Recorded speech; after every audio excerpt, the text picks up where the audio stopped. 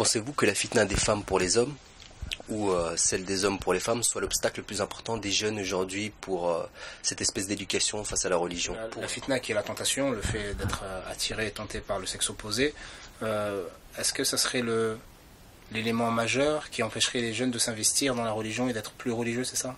D'accord. Oui, ça peut l'être.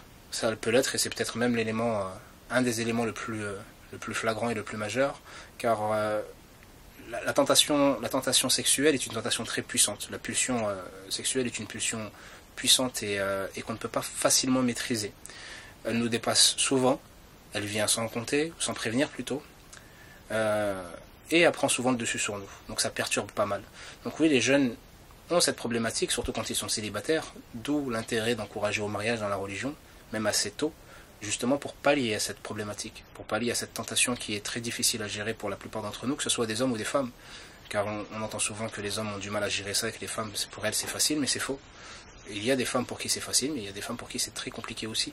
Donc la libido, c'est-à-dire le besoin d'avoir des relations intimes, peut être aussi fort chez un homme que chez une femme, et peut perturber à tel point que la préoccupation qu'on va avoir de ce sujet ou de ce besoin prendra le dessus. Et pour s'investir religieusement ou pour s'investir spirituellement, ou même pour s'investir tout court dans quelque entreprise que ce soit, on a besoin non seulement d'avoir plus ou moins l'esprit clair, l'esprit posé, et l'envie, la volonté et le temps de pouvoir le faire. Mais si on est obsédé par une idée, ou si on est préoccupé par une idée, on a du mal à faire fi de cette idée, à faire abstraction de cette idée. Donc oui, ça peut être handicapant. Et parfois, ça peut être un moteur. Bizarrement, vous avez certaines personnes qui, justement à cause de cette pulsion d'attirance, cette pulsion sexuelle, vont trouver en la religion ou en la spiritualité une solution à la problématique. Dans le sens où, qu'ils soient mariés ou pas, ou surtout quand ils sont dans le célibat et qu'ils ne peuvent pas assouvir ses besoins, ils vont tout simplement se réfugier dans la religion pour trouver une chose qui peut prendre potentiellement le dessus sur cette pulsion. Comme on l'a dit, la pulsion sexuelle est une pulsion très puissante, mais la proximité qu'on peut avoir avec Dieu peut l'être davantage. Donc ça peut être un handicap, comme ça peut être pour certains un moteur.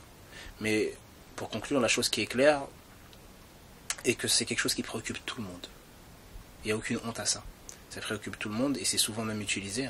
Vous savez, on vit dans une société qui est hypersexualisée et tout est mis en avant justement pour tendre et pousser vers la sexualité. Ce n'est pas pour rien. C'est parce que la pulsion est tellement forte qu'elle est facilement malléable et facilement manipulable chez l'humain.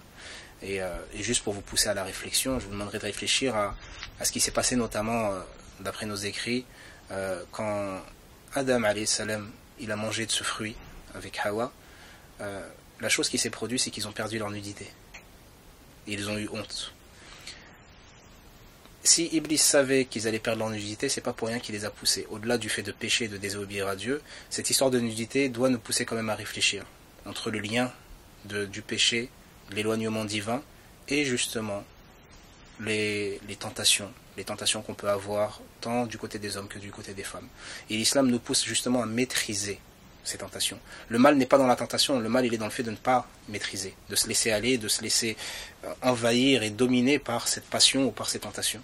Mais le fait d'apprendre à les maîtriser est la solution. Et l'islam répond justement à ce besoin. Wallahu a'lam.